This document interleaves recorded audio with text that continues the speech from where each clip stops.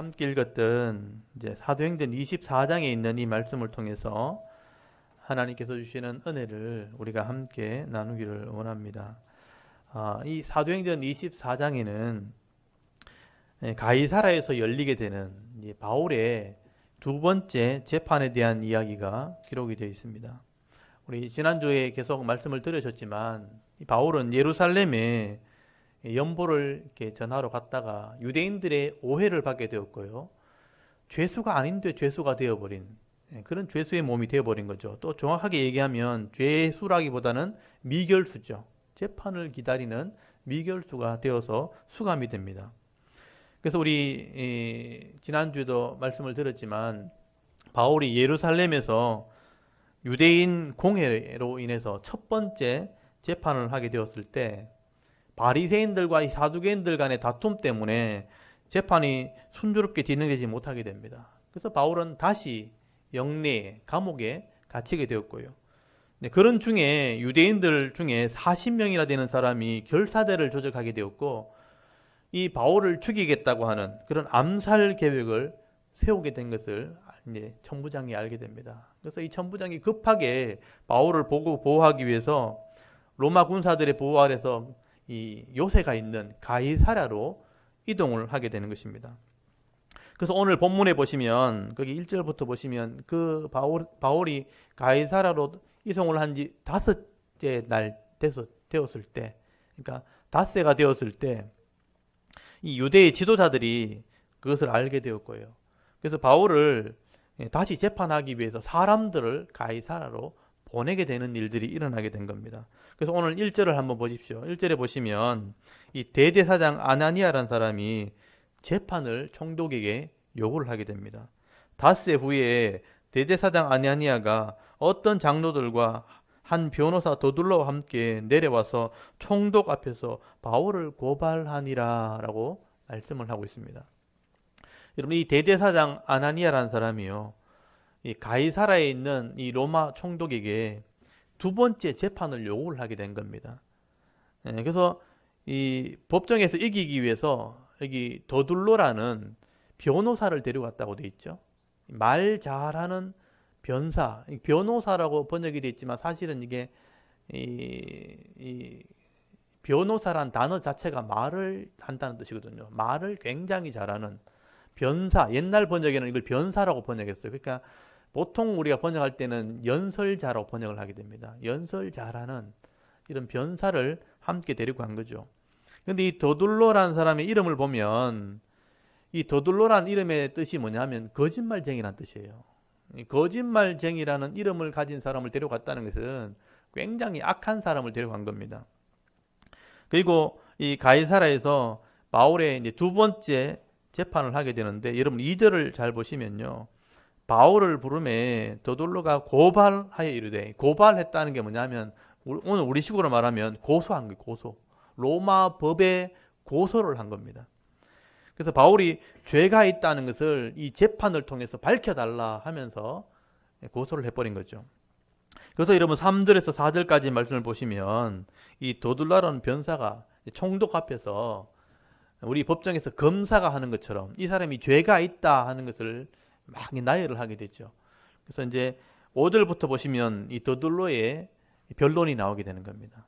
법정을 생각하시면 돼요. 법정에서 이 사람이 죄가 있다, 죄가 없다 서로 변론을 하게 되는데, 여러분 5절 이 더둘로의 변론을 한번 들어보십시오. 5절에 보시면 우리가 보니 이 사람은 전염병 같은 자라, 천하에 흩어진 유대인들을 다 소유하게 하는 자요, 나사렛 이단의 우두머리라. 그가 또 성전을 더럽게 하려 함으로 우리가 잡아싸우니 당신이 친히 그를 친문하시면 우리가 고발하는 이 모든 일을 아실 수 있나이다 하면서 고발을 하게 됩니다.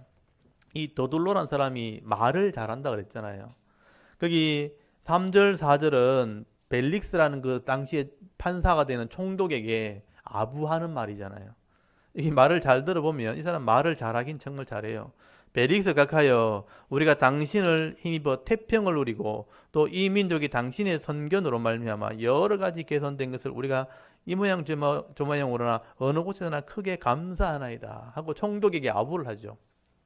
그리고 이제 4절에 잠깐 동안만 내 말을 좀 들어달라 이런 얘기죠. 당신을 더 괴롭게 아니하려 우리가 대강 여쭙사오니 하면서 잠깐 동안 이 얘기할 테니까 잘 들어달라는 거예요. 이 바울이 이런 죄인이라는 것입니다.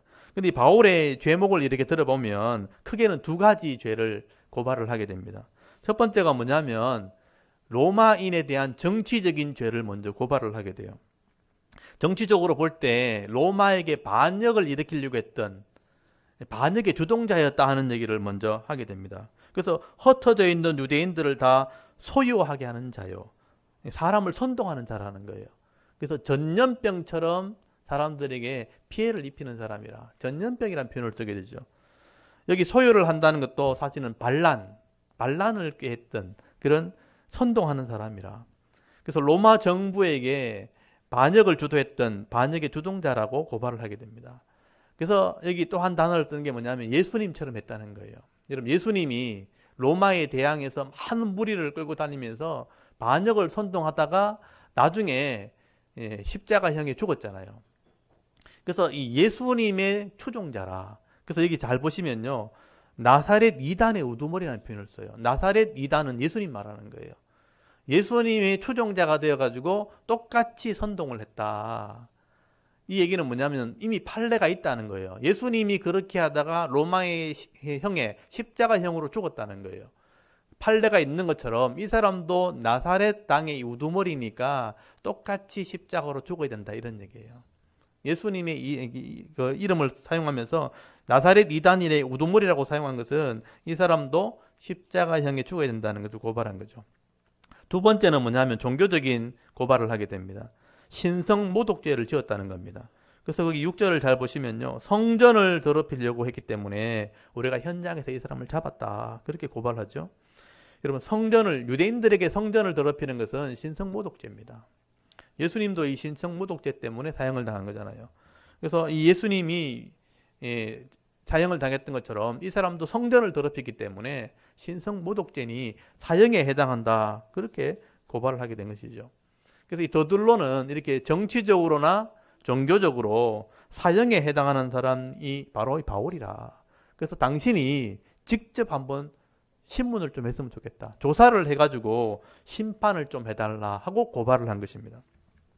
그래서 여러분 9절에 보시면요. 이것을 증거하는 사람들이 있다는 거죠. 유대인들이 함께 동조하게 되었다. 이 말을 옳다 주장했다는 건 뭐냐면 증인들을 데리고 왔다는 거예요. 내 말을 증언할 사람을 데리고 왔으니까 이 증인의 말을 들어달라. 근데 사실은 이 증인들이요. 다 거짓 증인들이에요. 실제로 바울을 본 사람들도 아니고요. 이 사람 더들로와 함께 온 거짓 증인을 함께 데리고 온 것입니다. 그래서 이 더들로는 이 바울을 법을 이용해 가서 죽이려고 지금 한 거예요. 그래서 말로 심판을 해달라. 그렇게 고발을 하게 된 겁니다. 그래서 벨릭스가 이렇게 들어보고 난 뒤에 바울에게 또 변론할 기회를 줘야 되잖아요. 그래서 여기 10절을 잘 보시면요. 총독이 바울에게 머리로 표시해서 말 한번 해봐라. 말도 안 해요. 그냥 머리짓으로 당신도 말해보시오 하고 변론의 기회를 주는 장면이 나옵니다. 그래서 바울이요. 이 더둘로의 고소에 반론해서 변론을 이제 하게 되는데 여러분이 바울의 변론을 한번 잘 보시면요. 정말 조목조목이 더둘로가 했던 이 말을 다 이렇게 잘못되었다는 것을 증명을 하게 되는 것을 보게 됩니다. 여러분 이 장면을 잘 보시고요. 바울이 이런 상황에도 조급해하지 않는 거예요. 조급해하지 않고 자신이 결백하다는 것을 하나하나 지적을 하게 됩니다. 여러분 이것도 우리 잘 배워놓으셔야 돼요. 우리가 억울한 일을 당할 때가 있거든요. 직장생활 할 때나 아니면 사회생활 하다 보면요. 내가 하지 않은 일들이 내가 한 것처럼 이렇게 억울하게 누명을 줄 때도 있고 모함을 받을 때가 있어요. 그럴 때에 절대로 여러분 조급해하거나 흥분하면 안 돼요. 감정적으로 치우치면 안 된다는 거예요. 근데 이런 경험을 우리가 실수를 많이 하게 돼요. 내가 하지 않은 일을 했는 것처럼 이렇게 모함을 할 때 있는 사실을 그대로 얘기해야 되는데 내 마음이 조급해지면 감정적으로 사람을 대하게 되는 거예요. 나는 그런 적 없다면서 저 사람이 잘못됐다고 주장하다 보면 그 사람을 비난하게 되는 거죠. 저 사람도 잘난 게 하나도 없다면서 저 사람을 욕하고 비난하다 보면 여러분 그게 도리어 이제 죄가 되는 거예요. 실제 있는 사실을 그대로 얘기할 수 있는, 저 사람은 저 사람의 생각을 얘기했을 뿐이고 나는 내 사실을 지금 얘기하는 거다. 지금 바울이 하는 모습이 바로 그런 거예요. 더들로가 분명히 거짓말한 거거든요. 거짓말했고 거짓 정의를 데려왔는데 저 사람이 잘못됐다고 얘기하는 게 아니고 내가 이런 사실을 가지고 있다. 자기의 사실을 얘기하는 게 더 중요한 겁니다. 그래서 우리가 싸움은 대부분 뭐냐면 감정 때문에 벌어지는 거예요. 그래서 감정에 치우치지 않고 있는 사실을, 자기 생각을 그대로 얘기할 수 있는, 진실을 얘기할 수 있는 이런 바울의 모습을 여러분 배울 수 있기를 바랍니다. 어려운 일 당한다고 해서 절대로 여러분 당황하지 마시고 조급하지 않게 자기 의견을 침착하게 얘기할 수 있는 그런 지혜로운 성도가 여러분 다 될 수 있기를 바랍니다. 그래서 바울은요, 이 더둘로가 주장하는 것을 잘못되었다는 것을 조목조목 이야기를 하는 게 11절부터 한번 보십시오. 내가 반란의 주동자가 아니라는 얘기부터 제일 먼저 하게 됩니다. 11절에 보시면 내가 예루살렘에 예배하러 올라간 지 여기 보면 12일밖에 되지 않았다 이런 말씀을 하게 되죠.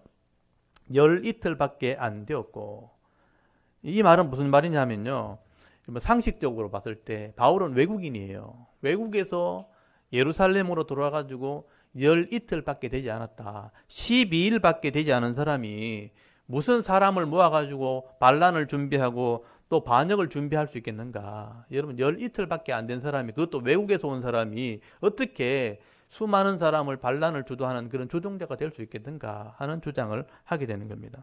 그리고 12절에 보시면요, 지금 이 바울을 고발하는 이 더둘로나 그런 증언하러 온 사람들은요, 바울이 성전에서 뭘 했는지 보지도 못한 사람들이에요. 내가 뭘 했는지 알지도 못한 사람들이 어떻게 나에 대해서 증언을 쓸 수 있겠는가, 또 내가 뭘 잘못했는지 주장을 할 수 있겠는가. 그렇기 때문에 나를 보지도 못한 이런 사람들의 고발은 있을 수 없는 일이다 하는 얘기를 하게 되는 것이죠. 여러분, 이게 자세히 한번 읽어보시면요, 여러분, 이 사람들은 그냥 말로만 얘기하는 것이지 실제는 아무런 증거를 가지고 있지 않다. 법정에서 증거가 없이 그것이 어떻게 죄로 인정할 수 있겠는가. 여러분, 바울이 지금 왜 이렇게 오해를 받게 되었나 하면 실제적인 이제 사건을 얘기하게 될 때 이제 증명하게 됩니다. 여러분, 14절부터 한번 보시면요, 바울이 왜 이렇게 내가 죄수 아닌 죄수가 되었는지, 왜 이렇게 오해를 받게 되었는지를 하나씩 이제 설명을 하게 되는 것입니다. 바울이 왜 이렇게 되었는가? 바울이 유대인들과 차이점이 있다면 부활을 믿는 신앙의 차이밖에 없다는 거예요. 나도 유대인들과 똑같은 신앙을 가진 사람이라. 거기 14절부터 보시면요, 저 사람이 믿는 하나님이나 율법을 나도 똑같이 믿는 사람이라. 그렇지만 그들과 다른 점이 있다면 내가 부활을 얘기했다는 거죠. 여러분, 15절 한번 잘 보십시오. 그들이 기다리는 바 하나님께 향한 소망을 나도 가졌으니 곧 의인과 악인의 부활이 있으리라 함이니라. 저들과 나의 신앙이 다른 점이 바로 요거예요. 내가 부활을 있다고 주장했다는 거죠. 의인이나 악인의 부활이, 이것도 잘 보셔야 됩니다. 의인의 부활만 있는 게 아니고 의인과 악인의 부활이 있다는 것을 나중에 부활과 연관해서 우리가 좀 살펴봐야 될 부분인데요. 이 의인과 악인의 부활이 있다, 이 얘기를 한 이유가 뭐냐면 예수 그리스도의 십자가 부활을 믿게 될 때 영생이 있다는 것을 내가 믿었다는 것입니다. 근데 유대인들 중에서는요, 사두개인들이 부활을 믿지 않는다는 거예요. 그래서 이 사두개인들이 나를 미워하기 위해서 이런 오해를 일으켰다. 그래서 일이 벌어지게 되었다는 것입니다. 그래서 결정적으로 바울이 오해를 받은 것은 예루살렘에서 결례를 행할 때 저 사람들이 나를 미워해서 이것을 그렇게 오해한 것이다. 여러분, 17절 한번 잘 보십시오.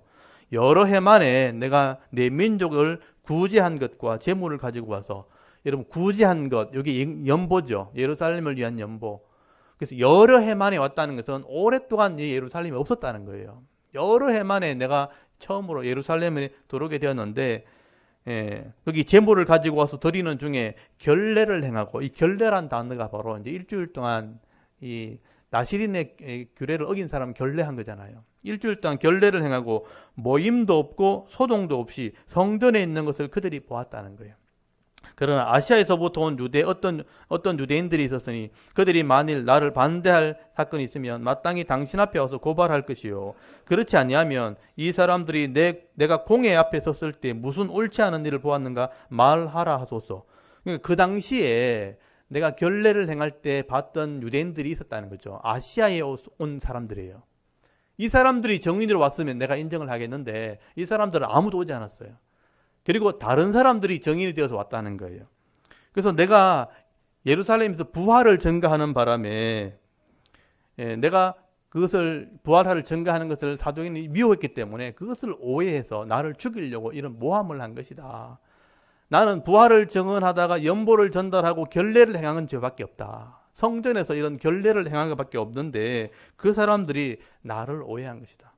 실제로 내가 한 것은 연보를 전달하고 결례를 행하는 예배를 드렸던 그거밖에 없다. 그게 사실이라는 거예요. 그게 사실인데 이 사람들이 나를 모함해서 성전에서 이방인을 데리고 간 것처럼 모함을 해서 성전 모독죄를 지은 것처럼 나를 그렇게 오해한 것이다. 그리고 여기 온 사람들을 실제로 나를 본 사람은 아무도 없다. 보지 않은 사람들이 와서 그 말만 듣고 정인을 선다는 것은 그건 잘못된 것이다 하고 주장을 한 거예요. 이건 누가 들어도 이해가 되는 거예요. 실제로 그 사람이 정인이었다면, 거기 온 사람 유대인들이 정인이었다면 그 현장에 있었다고 말했을 거예요. 근데 아무도 그 현장에 있는 사람이 없었던 거예요. 그래서 바울이 이렇게 변론하는 결론이 뭐냐 하면, 내가 부활을 전한 것은 사실이지만 나머지는 이 사람들이 했는 말은 다 거짓말이라는 거죠. 이 사람들이 잘못된 거짓 증언을 하고 있는 것이다. 그래서 바울은 이런 유대인과 사두개인, 특별히 사두개인과 종교적인 이런 차이 외에는 내가 죄가 없다 하는 것을 증언을 하게 된 것이죠. 이런 벨릭스도 들어봤을 때 사실 이 말이 맞는 거예요. 들어봤을 때 이 벨릭스도 결론을 내릴 수가 없는 거죠. 그래서 벨릭스가 이 재판을 결론 내리지 않고 그냥 연기를 해버리는 것을 보게 됩니다. 그렇게 22절에 보시면요, 벨릭스가 이 도에 관한 것을 더 자세히 아는 거로 연기해버렸다. 심판을 하지 않고요, 이 재판을 연기해버립니다. 그리고 이 바울에게는 자유를 주게 되죠. 그래서 2년 동안 여기서 갇혀있게 되는 그런 일들이 일어나게 된 것입니다. 이런 이 벨릭스가 이 재판을 연기하는 바람에 2년, 바로 수감된 지 5일 되는 째 재판을 했는데 2년 동안 수감이 되는 일들이 벌어지게 된 것입니다. 여러분, 이 바울이 가이사랴에서 이제 2년을 갇혀 있는 동안 세상적으로 볼 땐 좀 억울한 기간이 될 수 있죠. 2년을 꼼짝을 못 하니까. 또 이 시간을 허비하는 것처럼 보일 수 있습니다. 사실 그러나 이게 굉장히 중요한 거예요. 이게 하나님의 계획이라는 것입니다. 형식적으로 이 바울이 그냥 갇혀 있는 것뿐이고 사실은요, 이 안에서 바울은 보호를 받게 되는 겁니다. 보호를 받으면서 나중에 복음을 전할 수 있는 기회를 가지는 것을 보게 됩니다. 여러분 23절을 한번 잘 보십시오. 백부장에게 명하여 바울을 지키되 자유를 주고 그의 친구들이 그를 돌보아 주는 것을 금하지 말라 하니라. 자유를 주었다는 거예요.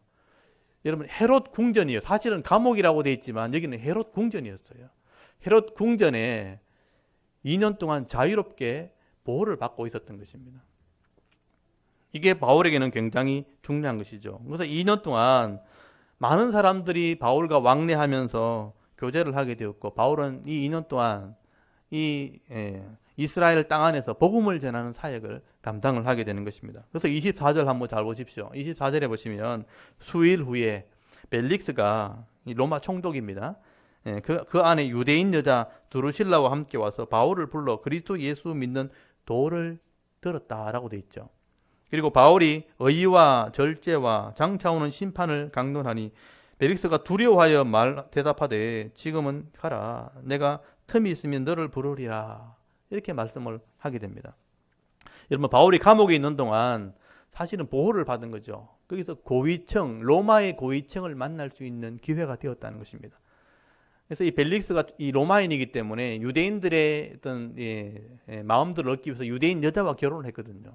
그래서 이런 고위층에 있는 여자들과 함께 이런 벨릭스가 갔다면 혼자 갔겠습니까? 그 밑에 신하들도 다 따라가는 거예요. 부하들이 함께 둘러앉아가지고 바울에게 이제 이야기를 듣는 거죠. 그래서 당신의 믿는 도가 뭐냐? 이렇게 이야기를 들었다는 거죠.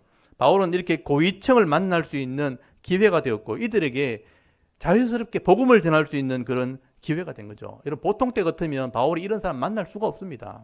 절대로 만날 수 없는 사람인데 미결수가 되었기 때문에 헤롯 궁에 수감이 되었기 때문에 이런 사람을 만날 수가 있는 거예요.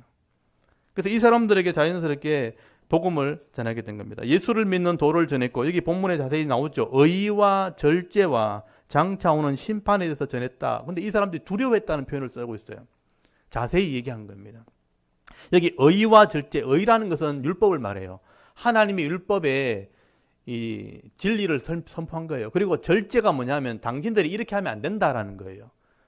성적으로 문란하고 또 불의를 행하고 악을 행하는, 정치인으로서 악을 행하는 것을 하면 안 된다, 절제해야 된다라는 표현을 썼다는 거예요.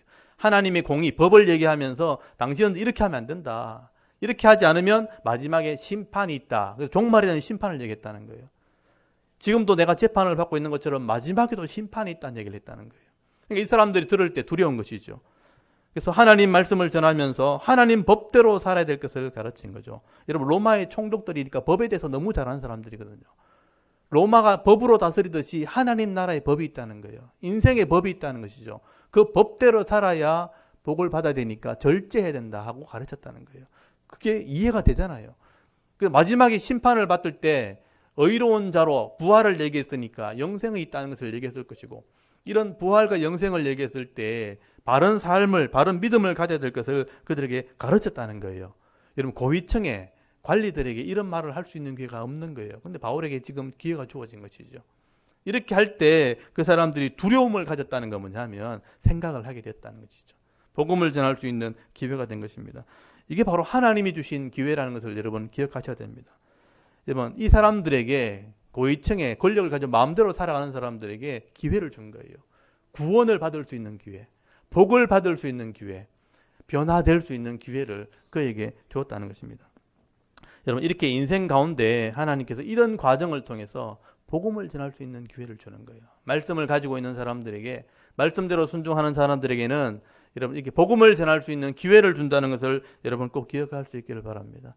그래서 우리가 인생을 살아갈 때 여러 사람을 만나는 것은요, 절대 우연이 아닙니다. 여러분, 우리가 대구 땅에 살면서 대구에 있는 사람들을 만나지만 이렇게 다 우연으로 만나는 게 아니에요. 이 사람들을 그냥 만나는 게 아닙니다. 다른 사람은 만날 수 없지만 나만 만나는 사람은 내게 하나님 기회를 주신 것이라는 것을 여러분 기억하셔야 돼요. 이게 하나님의 뜻이 있고 하나님의 은혜가 있어요. 그 만나는 타이밍도 굉장히 중요합니다. 이때 만났을 때 꼭 필요하기 때문에 만나는 거거든요. 사람이 만나는 타이밍이라든지 사람이 만나는 장소라든지, 같은 장소에도 만날 수도 있고 안 만날 수도 있잖아요. 근데 이런 만남의 타이밍과 만남의 시점이나 만남의 장소는 굉장히 중요한 의미가 있다는 겁니다. 이 시대에 이렇게 만났다는 것은 하나님의 은혜가 있는 것이죠.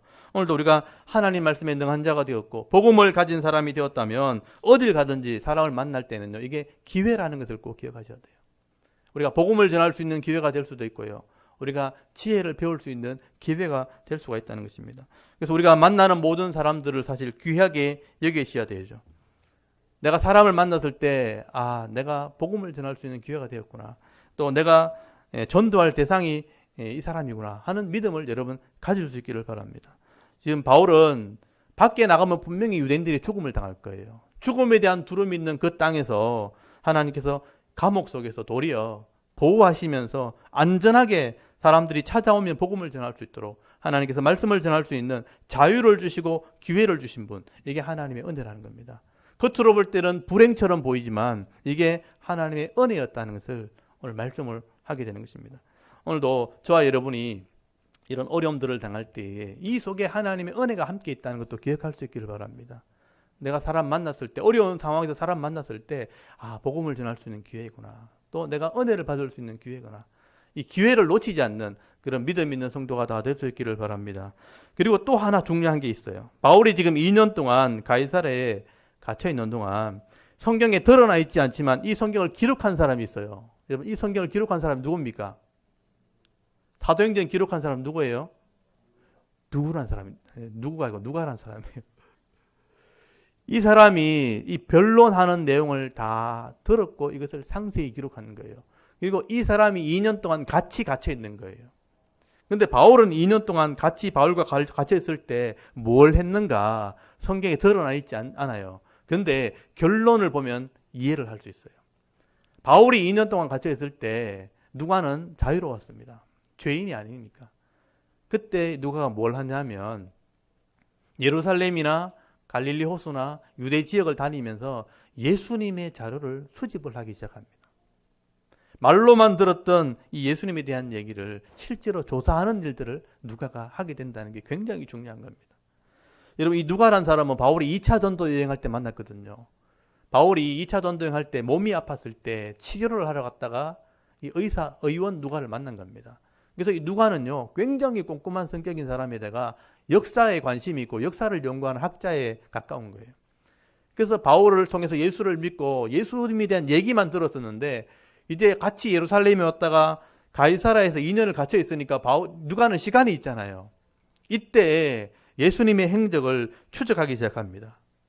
그래서 예수님의 고향, 태어난 곳이 고향이 나사렛, 태어난 곳은 베들레헴이지만 살았던 곳이 나사렛이거든요. 나사렛에 가서 예수님의 자료를 수집합니다. 그리고 예수님의 제2의 고향이라고 하는 가버나움, 갈릴리 호수 주변이거든요. 거기 가서 자료를 수집합니다. 예수님이 활동했던 예루살렘, 그리고 태어났던 베들레헴, 그곳에 가서 예수님에 대한 행적을 추적해서 자료를 수집하고 사람을 만나기 시작합니다. 요즘 말로 하면 인터뷰를 한 거예요. 인터뷰를 해가지고 그 사람들의 소리를 들으면서 예수님의 자료를 하나씩 증가하게 되어지고 이 자료를 수집해서 예수님에 대한 이야기를 기록하게 되죠. 그게 누가가 썼던 복음서입니다. 그게 누가복음이에요. 그래서 누가복음에는요, 다른 복음서에 기록되지 않은 많은 내용이 기록되어 있다는 것을 알게 되어져요. 제가 지도를 또 한번 보여드릴게요. 그래서 제가 예루살렘에 이스라엘 갔을 때에 이곳을 제가 다니면서 거리를 이렇게 재어볼 때 그렇게 멀지 않다는 것을 알게 된 거예요. 바울이 예루살렘 왔을 때 여기서 오해를 받게 되어지고 재판이 벌어지죠. 그래서 죄수가 되어서 나중에 가이사라로 이동하게 됩니다. 이거 이제 머릿속에 다 정리하셔야 되죠. 그래서 예루살렘에서 안디 바들이 거쳐서 가이사라까지 밤새도록 이동하게 되었고 여기서 이제 2년을 갇혀 있는 거예요. 여러분 이곳이 로마의 군대가 머무는 곳입니다. 그래서 이걸 지도를 좀 세워서 보면 가이사라 여기죠. 여기 갈릴리 호수가 있고 여기 사해 바다가 있고 예루살렘이 여기예요. 그러니까 요 지역을 다 도로 다닌 거죠. 이렇게 다니면 사실은 여기 나사렛이 바로 여기예요. 여기는 걸어가도 갈 수 있는 거리예요. 사실은요. 보십시오. 나사렛, 가브나움, 그리고 여기는 중간에 세겜, 가이사라도 얼마 되지 않죠. 그 다음에 예루살렘, 예수님 태어났던 베들레헴, 그리고 여리고, 엠마오, 이런 지역을 다 조사를 하게 된 거예요. 그래서 누가 보면요, 다른 복음서에 전혀 기록되지 않은 조사한 내용이 기록되어 있어요. 그래서 이제 누가복음 이렇게 읽어보면요, 누가가 이방인에게 데오빌로라는 각하니까 아마 로마의 고위층 있는 사람일 거예요. 각하에게 예수에 관한 것을 기록해서 보내기 위해서 자세히 기록했다는 내용이 나옵니다. 그래서 누가복음 1장 1절에서 4절까지 보시면요, 내가 이것을 다 조사해서 기록했다고 써놨어요. 여러분 누가복음 1장을 한번 펴보세요. 누가가 기록했던 누가복음 1장을 한번 보십시오.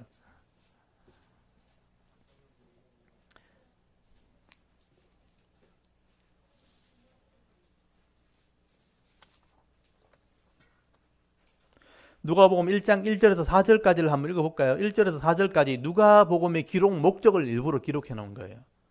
누가복음을 왜 기록했는가? 1절부터 4절까지 한번 읽어볼까요? 1절부터 4절까지 한번 읽어보겠습니다. 시작. 우리 중에 이루어진 사실에 대하여 처음부터 목격자와 말씀의 일꾼 된 자들이 전하여 준 그대로 내력을 저술하려고 붓을 든 사람이 많은지라 그 모든 일을 근원부터 자세히 미루어 살핀 나도 데오빌로 각하에게 차례대로 써보내는 것이 좋은 줄 알았노니 이는 각하가 알고 있는 바를 더 확실하게 하려 함이로라. 아멘. 여기 보면 짐작할 수 있죠. 기록 목적이 이루어진 사실, 이거는 사실에 대한 것을 내가 증가한 거라는 거예요.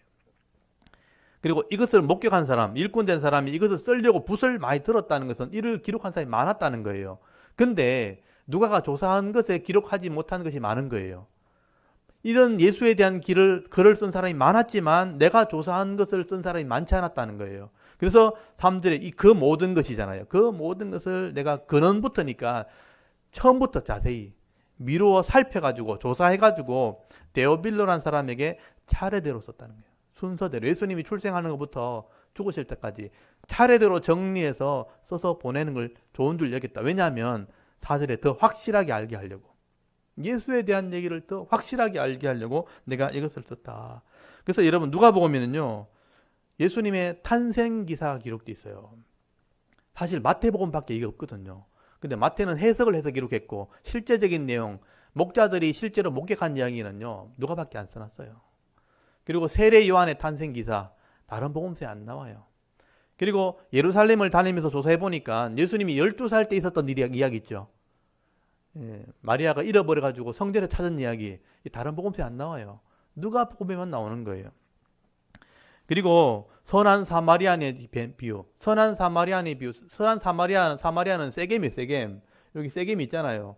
세겜에서 있었던 일들, 선한 사마리아인에 대한 이야기, 탕자 비유, 이런 건 다른 복음서에 안 나와요. 탕자 비유. 그리고 거지 나사로 이야기 있죠. 그것도 다른 복음서에 안 나와요. 이건 다 조사해서 기록한 거예요. 가서 물어보고 들었던 얘기를 정리한 거죠. 이런 회개한 삭개오, 여리고 세리장 삭개오 있죠. 여리고가 여기잖아요. 예루살렘 올라가는 길이 있는데, 여리고 세리장 삭개오 여기도 다른 복음서에 안 나와요.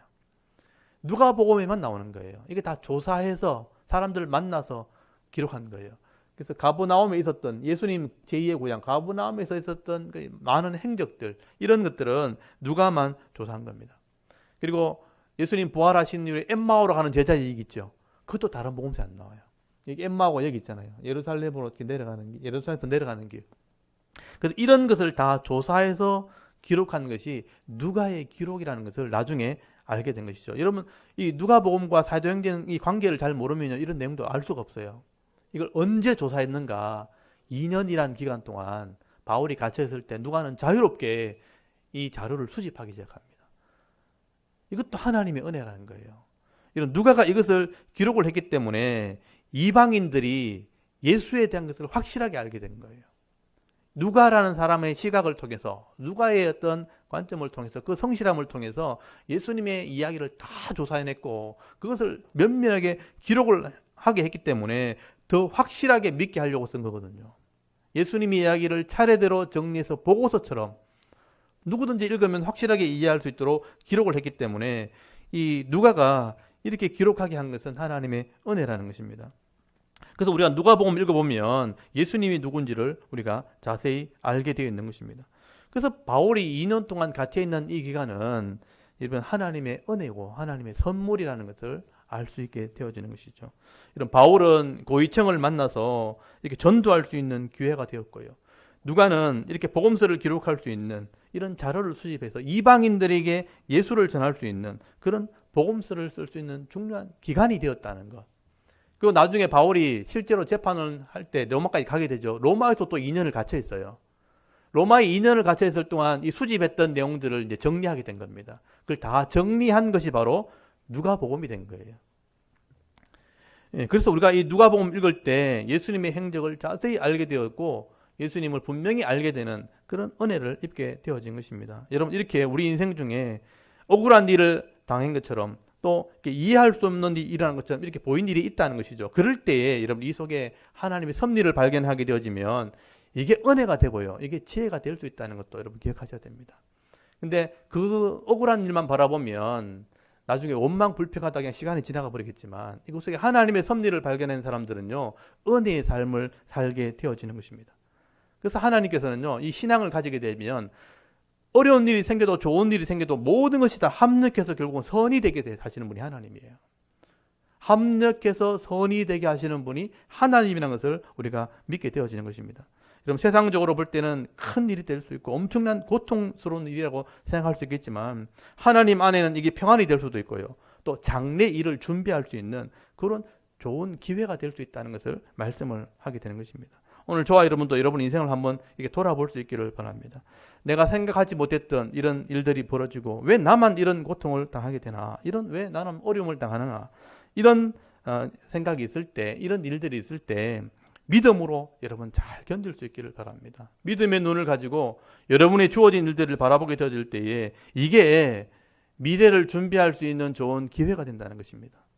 미래를 주어지는 큰 일을 감당하기 위한 훈련의 시간이 될 수 있다는 것도 여러분 기억하셔야 돼요. 내가 이 어려움을, 내게 주어진 이런 고통스러운 일을 잘 믿음으로 견디게 되어지면 이게 다음에 준비의 기간이 돼요. 준비. 훈련의 기간이 되어지고 그걸 감당할 수 있는 은혜가 있게 되는 것입니다. 저도 인생을 이렇게 돌아볼 때 제 나이에 맞지 않는 이런 어려운 일들을 많이 겪었던 것을 기억하게 되거든요. 제가 학교 다니면서 직장을 다니면서 어른들한테 들었던 얘기가 뭐냐면 제일 많이 들었던 게 뭐냐면 너는 이런 일을 할 사람이 아닌데 이런 얘기를 많이 들은 거예요.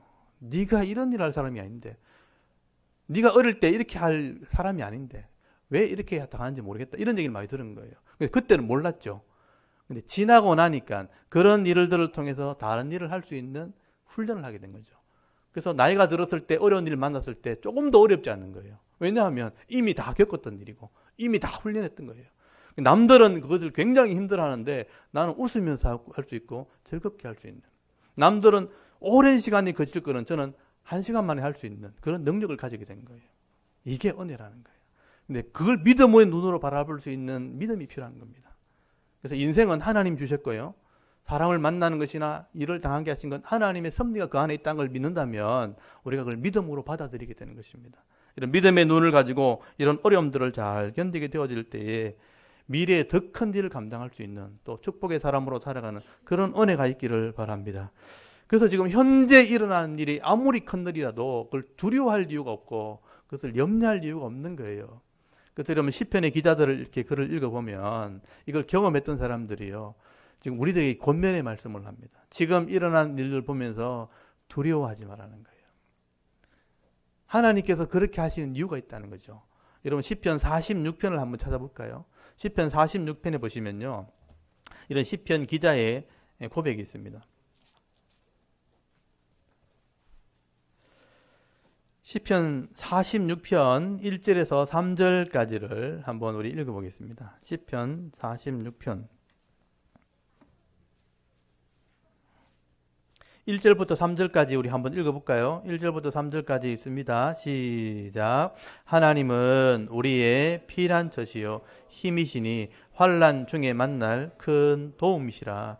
그러므로 땅이 변하든지 산이 흔들려 바다 가운데 빠지든지 바닷물이 솟아나서 뛰놀든지 그것이 넘침으로 산이 흔들릴지라도 우리는 두려워하지 아니하리로다. 아멘.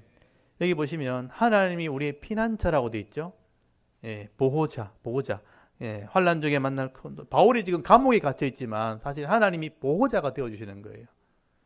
그래서 산이 흔들리든지 또 땅이 변하든지 바다 가운데 이렇게 빠지든지 이게 엄청난 일이죠. 바닷물이 솟아 뛰놀든지 그것이 넘쳐 산들이 흔들린다는 건 세상이 요동한다는 것이거든요. 이런 일이 벌어져도 그냥 벌어지는 게 아니라는 뜻이에요. 하나님이 우리의 보호자가 되어주신다면 이 속에 할 일이 있다는 거죠. 그래서 두려워하지 아니하리로다. 그리고 10절, 11절 한번 읽어볼까요? 10절 46장 10편 46편 10절 11절 있습니다. 시작. 이러시기를 너희는 가만히 있어 내가 하나님 됨을 알지어다. 내가 문 나라 중에 높임을 받으리라. 내가 세계 중에 높임을 받으리라 하시도다. 만군의 여호와께서 우리와 함께 하시니 야곱의 하나님은 우리의 피난처시로다. 아멘. 고통을 겪고 났더니 이런 은혜가 있었다는 거예요. 너희는 가만히 있어. 내가 하나님 됨을 알지어다. 하나님이 그냥 하나님이 아니라는 거예요. 너희를 선하게 인도하실 분이 하나님이에요. 합력해서 선이 되게 하시는 분이 하나님이죠. 그래서 결국 하나님의 이름이 높임을 받게 될 것이다. 내가 이 일들을 감당해내면 하나님이 영광을 받으시는 것이다. 그래서 야곱의 하나님은 우리의 피난처가 되시는 분이에요. 우리를 도우시는 분입니다. 환난을 통해서 다른 사람은 염려하고 무너질 수 있겠지만 사명 가진 사람 또 하나님을 만나는 사람들은요 위로를 받게 되는 것입니다. 이 일들을 통해서 도리어 큰 일을 감당하게 되어지는 것이죠. 그래서 이 땅에 질병이 생기고 저는 그런 믿음이 있는 거죠. 이 땅에 교회에 위협이 들어올 때 우리가 진짜이기 때문에 위협을 받는 거예요. 쓸모없다면 위협도 안 해요, 여러분. 교회가 진짜이기 때문에 다 두려워하는 거예요. 그래서 제대로 된 사람을 만들기 위해서는 환난을 주는 거예요. 그래서 영부영 믿는 사람은 다 떨어져 나가요. 진짜만 남는 거예요. 알곡만 남아서 결국은 그 사명 감당하게 되는 것입니다. 진리를 가진 사람이 결국 이기게 되는 거예요. 그래서 지금 질병이 일어나고 환난이 있고 고통이 있고 경제적인 게 무너질 때 진짜 여러분 잘 되는 사람은 잘 되는 겁니다. 그래서 말씀대로 순종하는 사람, 그걸 두려워하는 게 아니고 하나님이 우리의 피난처 되심을 믿고 그 일들을 감당해내는 것입니다. 여러분, 하나님을 바라볼 수 있기를 바랍니다. 하나님이 우리에게 계획하신 것을 여러분 깨달을 수 있기를 바랍니다. 그래서 흔들리거나 두려워하지 않고 도리어 평안을 누릴 수 있는 그런 은혜가 있기를 바랍니다. 그래서 오늘 이 두 사람 쓰임 만든 모습 보면서요, 오늘 말씀 속에서 바울이 지금 누가가 억울하게 감옥에 갇혀 재판을 받는 이런 과정을 통해서 하나님이 은혜로 그들을 인도하신다는 것을 여러분 볼 수 있기를 바랍니다. 그래서 우리 삶 가운데도 하나님이 여전히 우리를 그렇게 인도해 가시는 분이라는 것을 이런 마음으로 믿을 수 있기를 바랍니다. 그래서 오늘 내게 주어진 이 삶 속에 어떤 큰 일이 벌어지거나 엄청난 일이 생긴다 할지라도요, 절대로 당황하거나 두려워하지 않고요, 또 이 일 때문에 하나님께서 어떤 은혜를 주시려나 도리어 기대하면서 또 감사하면서 기쁨과 평안을 누리는 삶을 살아갈 수 있는 저와 여러분의 이런 신앙의 모습이 될 수 있기를 주의 이름으로 축원합니다. 아멘. 잠깐 기도드리겠습니다. 하나님.